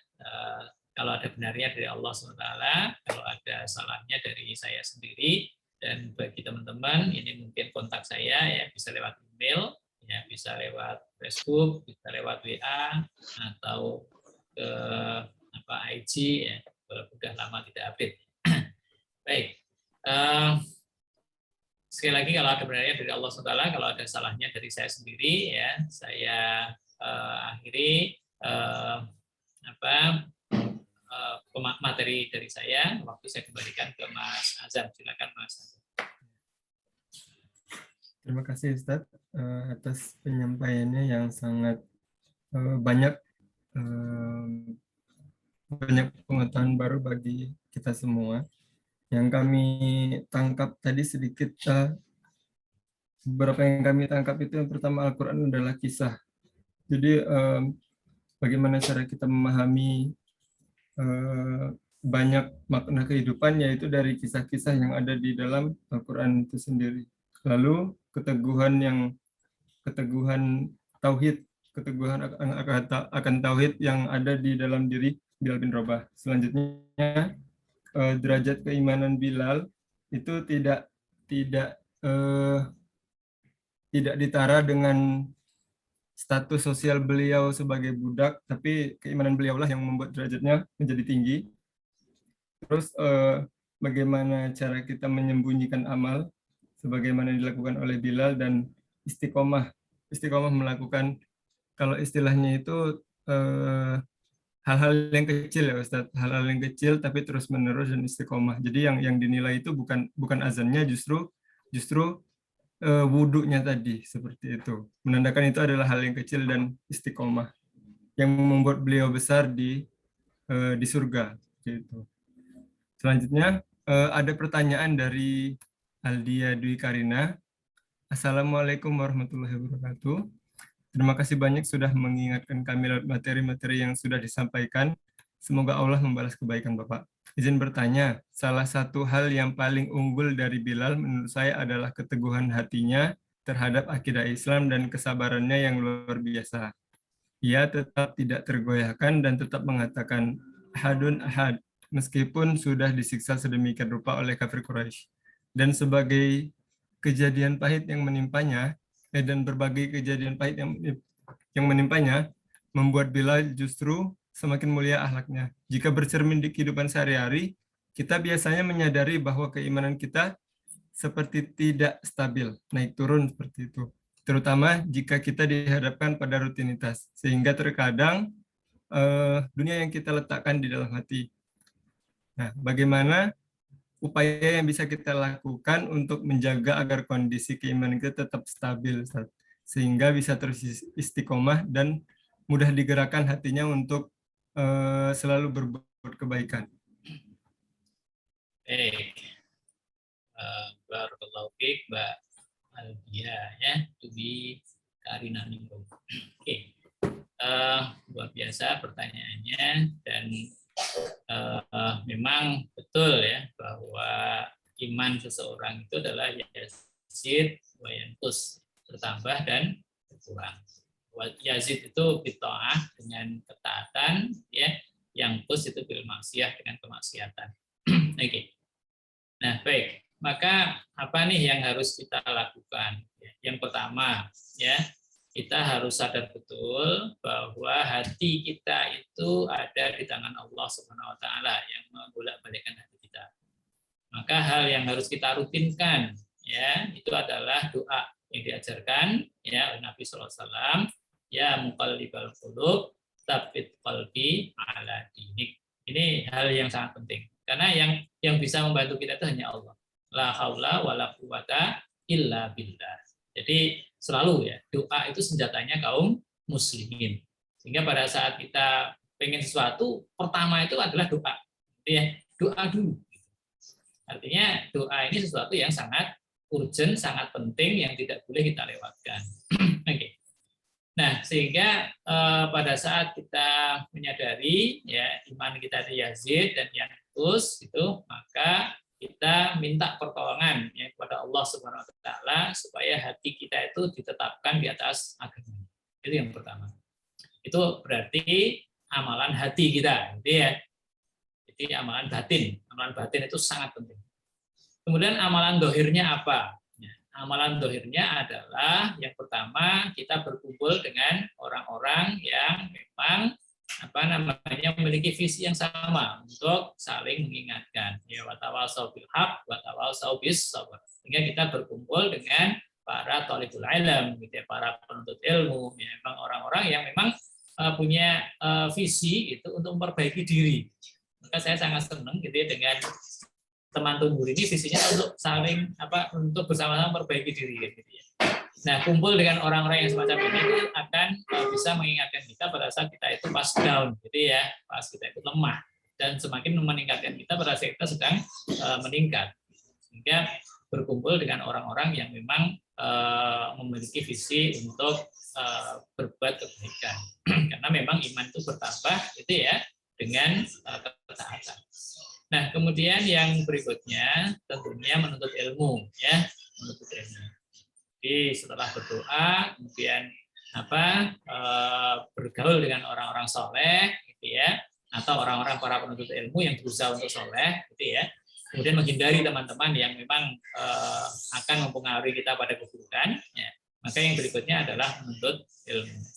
Karena kita tidak akan bisa bertambah imannya kecuali kita mengerti iman itu apa, kan gitu ya. Nah, nanti kita harus belajar tentang tauhid, tentang cabang-cabang iman dan sebagainya. Seperti tadi yang disampaikan oleh Mas Bay ya, di awal ya, terkait di surat yang dibacakan, di ayat yang dibacakan tadi, ya, ya, yaitu bahwa kita gitu ya harus selalu menuntut ilmu, gitu, karena memang pada saat tadi di awal itu dikatakan orang-orang yang Badui itu ya mengatakan saya telah beriman. Itu ditegur oleh Allah SWT, oh katakan kami sudah berislam. Tapi belum beriman karena iman belum masuk ke dalam hatimu. Nah, sehingga dalam Islam itu ada tingkatan kan? Tingkatan pertama adalah Islam, gitu ya. Tingkatan kedua adalah iman, tingkatan ketiga adalah ihsan. Nah, iman itu yazid dan yanqus. Sehingga Islam itu sendiri adalah di dalam cabang-cabang keimanan. Jadi kalau kita lihat cabang iman itu adalah 73, cabang lebih kan gitu ya. Nah, maka kalau kita lihat 73 cabang keimanan itu 5 diantaranya adalah rukun iman, rukun Islam. Sorry. Jadi rukun Islam itu masuk juga ke dalam cabang-cabang keimanan. Oke, nanti di atas iman itu masih ada ihsan. Nah ini tingkatan yang paling luar biasa, gitu ya, seseorang yang sudah mampu untuk ihsan. Sehingga mungkin caranya itu banyak, ya saya cuma memberikan 3 saja, 3 teratas. Gitu ya. Yang pertama adalah minta kepada Allah supaya kita diteguhkan iman kita, hati kita, ya muqallibal qulub tapi qalbi ala dinik. Kemudian yang kedua dampak positif gitu, dan hindari orang-orang yang memiliki dampak negatif. Kemudian yang ketiga adalah terus menuntut ilmu, karena dengan menuntut ilmu itu kita semakin memahami ya tentang keimanan itu sendiri. Saya itu untuk Mbak Aldia. Barakallahu fiik. Selanjutnya ada dari Mas Faza. Silakan Mas.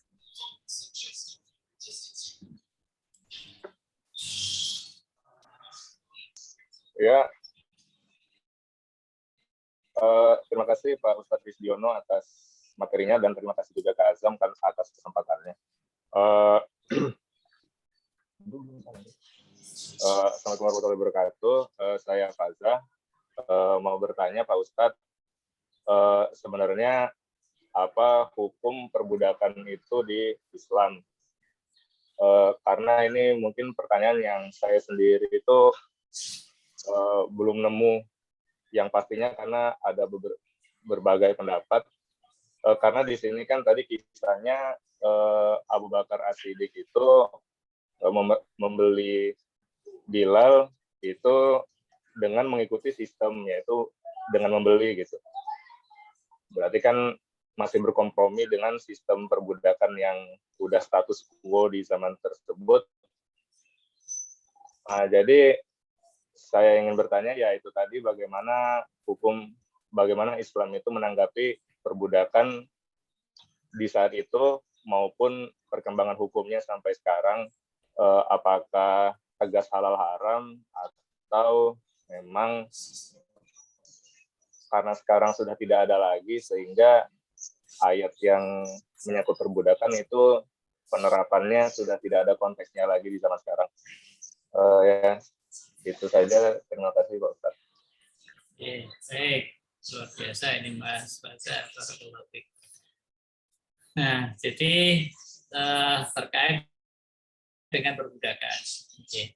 Islam itu satu-satunya agama gitu ya yang sangat tegas gitu untuk menghilangkan perbudakan.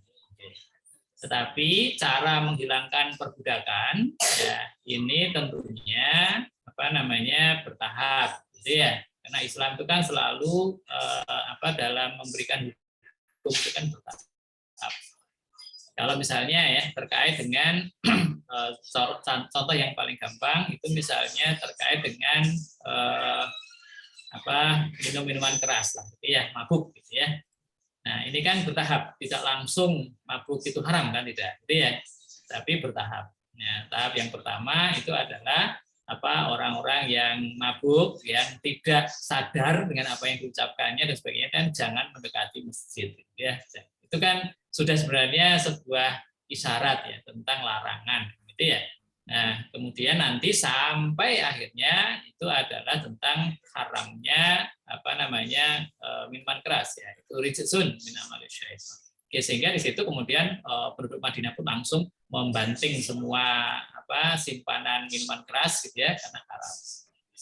Nah, kemudian untuk masalah budak gitu ya, maka Islam satu-satunya agama yang sangat jelas sistematis ya memberikan cara ya untuk menghilangkan perbudakan. Contoh, gitu ya, hampir semua istilahnya hukuman ya bagi orang yang melanggar sesuatu, ya, salah satunya pasti memerdekakan budak. Kalau Anda misalnya melanggar sumpah, gitu ya, melanggar sumpah, itu bisa dihapus dengan memerdekakan budak. Anda berhubungan suami istri ya di bulan Ramadan di siang hari gitu ya, maka di situ Anda diminta untuk memerdekakan budak. Sehingga banyak sekali hal-hal ya, yang dilakukan ya oleh ajaran Islam ini untuk menghilangkan perbudakan secara bertahap. Tentu saja orang tidak mau melepaskan budak begitu saja, kita harus membelinya kan gitu. Maka Umayyah tidak akan mungkin mau memberikan budaknya itu nggak akan pernah gitu ya, kecuali dibeli. Nah caranya gimana? Ya dibeli. Setelah dibeli baru kita merdekakan kan gitu ya. Nah kalau kita memiliki budak ya maka kita merdekakan kan gitu. Sehingga memerdekakan budak ini dalam Islam pahalanya luar biasa kan gitu. Sehingga Rasulullah SAW itu selalu mendorong para sahabatnya untuk memerdekakan budak. Maka kita lihat perbudakan itu semakin berkurang gitu pada saat zaman Islam. Sebelum zaman Islam perbudakan itu sangat mengerikan kan gitu ya. Tapi Islam itu datang itu untuk menghilangkan perbudakan. Pertanyaannya apakah kemudian hukum-hukum perbudakan itu dihapus? Tidak gitu ya. Karena hukum Islam itu kan berlaku selamanya sampai kiamat. Kita tidak tahu entah kapan tuh mungkin ada perbudakan lagi. Kita kan nggak tahu, Mas. Betul ya? Kita nggak tahu. Kalau sekarang mungkin kita sangat sulit gitu ya mencari budak kan gitu ya. Tapi mungkin entah kapan gitu ya, itu mungkin akan muncul lagi. Karena memang roda itu kan berputar. Nah, pada saat muncul lagi tetap ada hukumnya. Oke. Contoh gitu ya, bahwa semua itu akan kembali ke semula. Ke depan itu kalau saya kebetulan belajar gitu ya, teori alternative problem solving tadi sudah disampaikan Mas Azam. Oke. Semua itu ada kurvanya gitu ya, kurva S dari pengenalan, pertumbuhan cepat, kemudian mature, kemudian nanti akan hilang dan seterusnya. Dan itu akan berulang. Contoh ya, dulu itu sudah nggak mau naik sepeda. Kenapa nggak mau naik sepeda? Ya karena sudah ada motor gitu ya, malu lah naik sepeda kan gitu ya. Sekarang kembali lagi Mas, orang berlomba-lomba naik sepeda. 50 juta aja dibeli kok, 150 juta aja dibeli sepeda itu gitu ya. Itu jadi tren lagi kan itu. Sepeda yang dulu waktu saya kuliah naik sepeda itu malu minta ampun kan gitu ya. Karena merasa miskin kan. Sekarang naik sepeda itu menjadi sesuatu yang sangat luar biasa. Kuda dulu udah nggak laku gitu ya. Kenapa? Ya kalah lah kuda sama motor sama mobil dan sebagainya. Sekarang naik daun lagi gitu. Kenapa? Wah, banyak pesantren yang sekarang itu utamanya adalah berkuda, memanah, berenang kan gitu ya. Ini akan kembali lagi dan seterusnya. Nah, sehingga kalau kita lihat semua siklusnya, maka kita nggak akan bisa mudah mengatakan, bukan Buddha udah nggak ada lagi. Wallahu alam kan gitu ya. Kita nggak tahu entah di mana itu masih ada atau entah kapan itu masih ada kan gitu. Karena semua akan berulang lagi kan gitu. Bahkan kemarin kita menemukan ada di Sumatera Utara kan gitu ya, yang mirip lah gitu ya. Yang itu saya yakin memang berniat baik itu untuk rehabilitasi dan sebagainya itu. Tapi bahwa alam di tempat lain kita tidak tahu, sehingga hukum-hukum perbudakan ya tetap ya tidak hilang. Bisa jadi itu akan ada lagi pada saat ada peperangan gitu ya, kemudian sebuah negara itu dikalahkan, kemudian negara tersebut akhirnya harus menjadi budak. Bahwa alam kita nggak tahu kan gitu. Sehingga hukum tetap ada, entah kapan dilaksanakannya. Nah itu sesuai dengan kondisi yang ada. Jadi kita nggak boleh menghapus hukum-hukum perbudakan dengan asumsi gitu ya. Sekarang nggak ada, itu nggak boleh gitu. Karena kita nggak tahu the future, nggak tahu. Ya, kita hanya bisa melihat trennya. Tren itu ke depan mungkin ada, mungkin ada. Anda bisa bayangkan gitu ya. Sekarang dengan metaverse, mungkin Anda udah belajar metaverse ya. Nah itu Anda akan memiliki avatar ya di dunia lain gitu ya. Dunia kita itu sudah fana ya. Dunia yang sekarang kita hidup itu adalah fana menurut Al-Qur'an kan gitu ya. Dunia sesungguhnya itu kan adalah akhirat kan gitu. Nah, dunia yang lebih fana lagi ya, di bawah dunia yang sekarang kita tempati ini, yang universe ini kan ada metaverse. Ya. Dan orang berlomba-lomba pindah ke sana gitu ya. Menjual sawah gitu ya. Akhirnya untuk membeli aset di metaverse, membeli sawah digital lah ya, yang dekat toko naik, dekat dengan rumahnya siapa dan sebagainya. Yang itu luar biasa. Akhirnya nanti dia tidak punya apapun di universe, di dunia nyata. Asetnya itu digital semua. Kira-kira dia perlu makan nggak? Gitu ya? Perlu rumah nggak? Gitu ya. Ya mungkin rumahnya itu di sana di metaverse. Nah pertanyaannya ya kita jadi bingung gitu ya. Ke depan tuh kayaknya orang akan jadi banyak menjadi Buddha gitu ya. Karena tidak memiliki harta apa-apa sama sekali. Gitu kan. Akhirnya kan dia nebeng atau menjadi beban untuk orang lain dan akhirnya mungkin statusnya bukan pembantu gitu, tapi memang budak kan gitu. Dia menjual dirinya gitu. Kalau dia nggak punya apa-apa, Anda kan bisa menjual diri Anda. Oke. Jadi Anda orang bebas gitu ya. Anda orang bebas. Kemudian karena memang Anda sudah tidak punya apa istilahnya solusi lain gitu, Anda akan datang kepada orang, Pak, tolong beli saya akan jadi budak Bapak. Oke. Untuk apa Mas uangnya gitu ya, hasil pembelian ini? Karena saya punya hutang Pak, saya punya hutang 1 miliar, saya udah nggak punya apa-apa lagi. Satu-satunya cara adalah saya akan menjual diri saya. Maka secara resmi saya menjadi budak Bapak, dan tolong 1 miliar itu dilunasi. Kira-kira mungkin nggak hal kayak gitu? Mungkin nggak? Kira-kira Mas Fajar? Mungkin nggak? Oh ya, mungkin. Ya, sangat mungkin gitu ya, sangat mungkin gitu ya. Saya nggak mau bunuh diri, Pak. Tolong beli saya 1 miliar, Pak. Ini untuk menutup utang saya. Kemarin saya bisnis digital dan KO. Gitu ya. Saya nggak punya apa-apa lagi. Saya yakin hal-hal semacam itu akhirnya ada. Wong sekarang itu orang menjual ginjal, orang menjual apa dan sebagainya. Bisa jadi suatu saat orang itu akan menjual dirinya utuh. Itulah yang disebut dengan budak. Karena dia akan menjadi milik kerja yang nggak dibayar kan gitu, karena dia budakku gitu. Kamu itu tak beli 1 miliar kan gitu. Clear ya gini ya. Jadi kita nggak tahu ke depan itu kayak apa. Maka jangan pernah kemudian berangan-angan untuk menghapus hukum-hukum yang ada. Karena bisa jadi suatu saat itu dibutuhkan. Itu Mas Fajar. Ya baik. Terima kasih Pak Ustadz atas jawabannya dan panitia yang sudah memberi kesempatan. Assalamualaikum warahmatullahi wabarakatuh. Waalaikumsalam warahmatullahi wabarakatuh. Ada lagi teman-teman yang mau bertanya?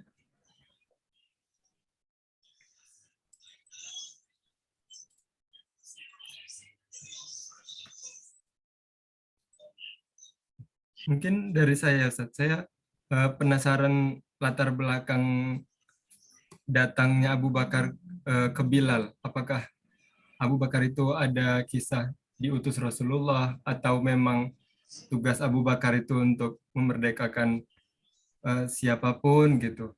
Itu gimana? Saya masih penasaran. Kenapa beliau datang ke Bilal?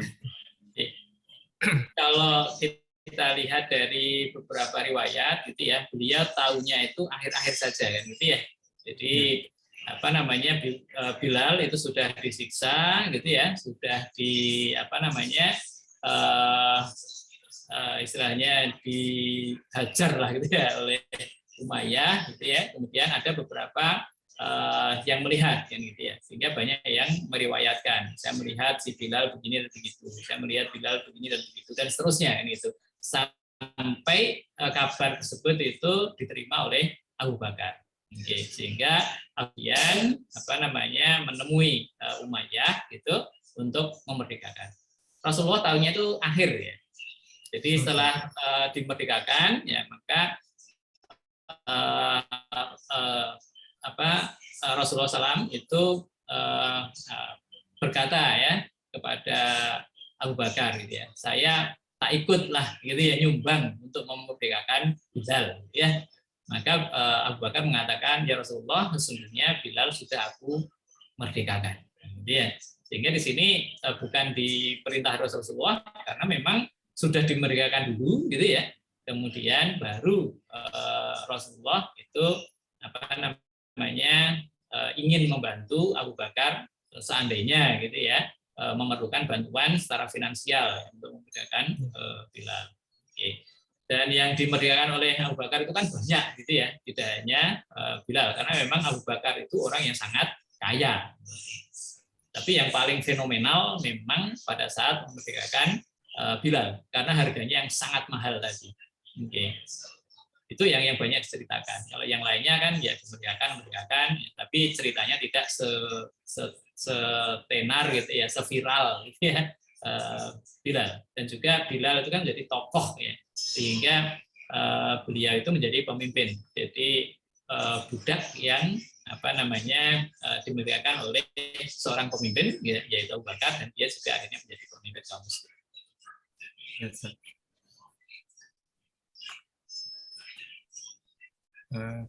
Teman-teman yang lain cukup?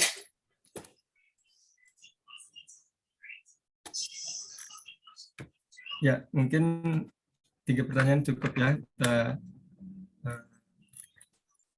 Kita cukupkan dulu kajian pada kesempatan kali ini bersama Ustadz Risdiono. Mungkin dari Ustadz Risdiono ada pesan-pesan untuk kita Ustadz di luar dari materi kajian, pesan-pesan beberapa kalimat seperti itu Ustadz. Karena mungkin pertemuan kita ya insya Allah ketemu lagi, tapi mungkin cuma sekali ini gitu. Ya, baik. Ya. Terima kasih Mas Azam. Baik teman-teman ya, jadi mungkin yang pertama saya ucapkan apresiasi yang sebesar-besarnya untuk teman-teman semua ya, dengan semangat untuk berusaha ya menjadi lebih baik ya. Dan memang mungkin saya mengulang dari jawaban saya terkait dengan bagaimana agar kita itu terus bersemangat gitu ya. Maka harapan saya adalah mari ya bersama-sama terus ya, kita pompa semangat kita untuk menuntut ilmu ya. Karena memang menuntut ilmu itu merupakan salah satu wasilah gitu atau sarana ya untuk menjaga diri kita. Dengan menuntut ilmu insya Allah wawasan kita menjadi semakin luas gitu ya, sehingga harapannya ya, kita menjadi semakin baik. Dan jangan putus semangat ya dalam menuntut ilmu, karena pada saat kita sudah putus itu biasanya itu bangkitnya itu agak susah gitu ya, dan terus mencari teman-teman yang memang bersemangat dalam menuntut ilmu. Dan saya doakan ya semoga Allah SWT selalu menjaga kita semuanya ya dalam beragama ini ya, dan mempertemukan kita nanti di surganya Allah Subhanahu wa Ta'ala. Saya kira demikian Mas. Amin amin ya rabbal alamin. Mungkin saya juga mewakili teman-teman untuk didoakan Ustadz semoga istiqomah terus. Kami belajar seperti ini diistiqomahkan. Minta sama Allah Subhanahu wa Ta'ala. Terus kami juga sebagai panitia masih sanggup untuk memediasi teman-teman untuk membuka kajian-kajian kecil seperti ini ya Ustaz. Lalu untuk teman-teman yang lain boleh menyalurkan infaknya untuk kegiatan teman tumbuh Bengkulu, infonya ada di chat box. Dan untuk para penanya tadi insya Allah akan kami berikan door prize untuk ucapan terima kasih yang akan kita sampaikan di grup besar di WhatsApp ya, grup WhatsApp Ikhwan dan Akhwat. Nanti kita transparansikan di sana seperti itu. Lalu sebelum kita tutup nanti ada foto bareng, sesi foto bareng. Selanjutnya kita tutup dengan doa. Terima kasih sekali lagi Ustadz, sebelum kita tutup dengan doa. Terima kasih juga teman-teman yang lain. Untuk doa penutup akan disampaikan oleh teman saya, Mas Dimas Aditya. Kepadanya, waktu dan tempat kami persilakan. Baik, Assalamualaikum warahmatullahi wabarakatuh. Waalaikumsalam warahmatullahi wabarakatuh. Baik, teman-teman sekalian, kita coba perbaiki posisi duduk kita coba sempurnakan sikap, dan sebagai bentuk sungguhan doa yang akan kita panjatkan kepada Allah Subhanahu wa Ta'ala. Mari kita awali dengan beristighfar. Astaghfirullahaladzim. Auzubillahi minasyaitonirrajim. Bismillahirrahmanirrahim. Allazi la ilaha illa huwal hayyul qayyum wa atubu ilaih. Allahumma sholli ala Muhammad wa ala ali Muhammad kama sholaita ala ali Ibrahim wa barik ala Muhammad wa ala ali Muhammad kama barakta ala ali Ibrahim fil alamin innaka Hamidum Majid. Hamdan syakirin, hamdan naimin, hamdan yuafini amahu wa yukafi mazidah. Ya Rabbana lakal hamdu kama yanbaghi li jalali wajhikal karimi wa azimi sultanik. Allahumma inni as'aluka ilman nafi'a wa rizqan thayyiba wa amalan mutaqabbalan. Allahumma ighfir lil mu'minina wal mu'minat wal muslimina wal muslimat al ahya'i minhum wal amwat innaka qaribun mujibud da'wat. Allahumma inna nas'aluka salamatan fid din wa afiatan fil jasad wa ziyadatan fil ilmi wa barakatan fil rizki wa taubatan qoblal maut wa rahmatan indal maut wa maghfiratan ba'dal maut. Allahumma hawin alaina fi sakaratil maut wa najjata minan nar wal afwa indal hisab. Ya Allah, sesungguhnya Engkaulah pemilik segala ilmu. Kami memohon kepadamu dipelajari. Pahamkan kami atas perkara-perkara Islam yang kemudian bisa kami amalkan sebagai bekal kami di dunia ini. Ya Rahman, Ya Rahim. Berkahi majelis ini, Ya Robbi. Berkahi kami awal yang baik dalam ini. Sehingga kelak dari apa yang bisa kami lakukan, ada yang dapat kami kontribusikan untuk agamamu. Ada bagian yang bisa kami sumbangkan untuk tegaknya Islam kembali di atas muka bumimu. Allahumma afini fi badani, Allahumma afini fi basori, la ilaha illa anta. Allahumma inni a'udzubika minal kufri wal faqri wa a'udzubika min adzabil qabri. La ilaha illa anta. Allahumma innaka afuwun tuhibbul afwa fa'fu anni. Kami mohon ampun atas kezaliman atas diri kami sendiri, kezaliman kami atas orang lain, dan kezaliman kami kepadamu. Ya Rabbana zalamna anfusana wa ilam taghfir lana wa tarhamna lanakunanna minal khasirin. Rabbana atina min ladunka rahmatan wa hayyi lana min amrina rasyada. Rabbana atina fid dunya hasanah wa dakhilnal jannata ma'al abrar. Ya Aziz, Ya Ghafar, Ya Rabbal Alamin. Subhana rabbika rabbil izzati amma yasifun. Wassalamun alal mursalin. Walhamdulillahi rabbil alamin. Amin, amin, ya Rabbal Alamin. Wassalamualaikum warahmatullahi wabarakatuh. Waalaikumsalam warahmatullahi wabarakatuh. Terima kasih Mas Dimas sudah memimpin doa penutup. Selanjutnya kepada teman-teman silahkan hidupkan kameranya. Kita mau mohon izin foto bareng ya.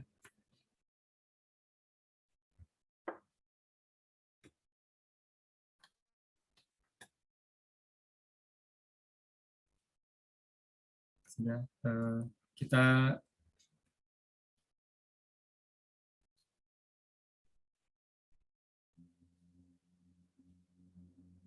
oke, sudah.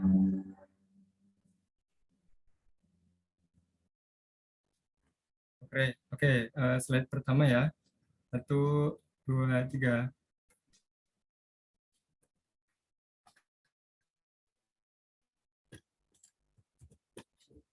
Yang kedua, ya, 1, 2, 3.